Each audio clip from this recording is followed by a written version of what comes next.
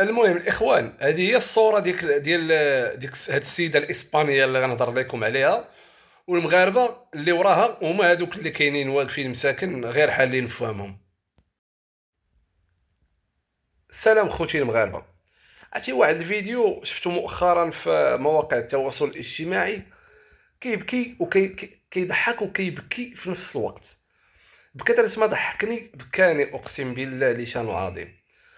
تخيلوا معايا واحد البنت اسبانيه على واحد القناه اسبانيه على المباشر، كتبكي وكتقول لهم: هجموا علينا المغاربه، اكثر من 70,000 واحد مغربي هجموا علينا وكيسرقونا وكيضربونا وكذا. وقالت لهم هذا سميتو غزو، اليوم دخلوا لسبته، غدا غيدخلوا المليليه، وبعدو غيدخلوا طرفايه، ومن بعدو غيدخلوا فالونس وسيفيا اشبيليا.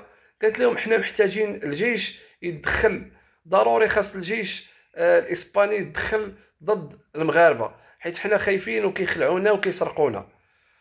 وقالت لهم ها انتم شوفوا شحال ديال المهاجرين المغاربه دايرين بيا، انا خايفه وكنبكي. وبصح كانوا المهاجرين المغاربه كانوا مساكن ما فاهمين والو، غير كيسمعوا وواقفين كيتفرجوا.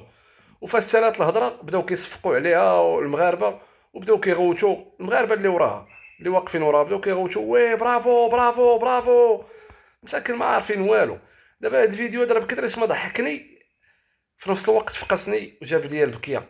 تخيل معايا بنادم مسكين واقف في اللور، في كيسمع ليها ما فاهم لها ما فاهماش كتقول، كيسحابها كترحب بهم، وما عاد كتقول لهم حنا المغاربه كنبغيوهم كنموتوا عليهم كنحماقوا عليهم ومرحبا بهم. والله ما عرفتش كيسحاب لهم اش كيجيب لهم من الله. راه المغاربه راه اكثر الشعوب اللي نيه، واكثر الشعوب اللي دغيا كيتقولبوا، واكثر الشعوب اللي كيكبروا بعباد الله، وعباد الله والشعوب الاخرين ما كيكبروش بهم. المغاربه اكثر الشعوب اللي حازقين وفقراء وكيخسروا بزاف. كتلقى المغربي ما خدام ما والو، او المغربيه ما خدام ما والو، كتلقى لابس 1200 درهم غير سيرفيت او سروال او تريكو. المغربي او المغربيه ما خدام ما والو، كتلقاه كيصرف من 200 درهم حتى ل 300 درهم في النهار. والله العظيم الا فقسوني وبقاو فيا بزاف هاد الشباب المغاربه اللي ما كيفهموش الاسبانيه، وكيجيب لهم الله بحال هاد خيتي. الاسبانيه راه كترحب بهم، ولكن العكس صحيح، فهي كطالب بالجيش يدخل ويرحلهم من بلادهم. ولاد بورقعه راه ما فيهم خير الاخوان. تحياتي للجميع.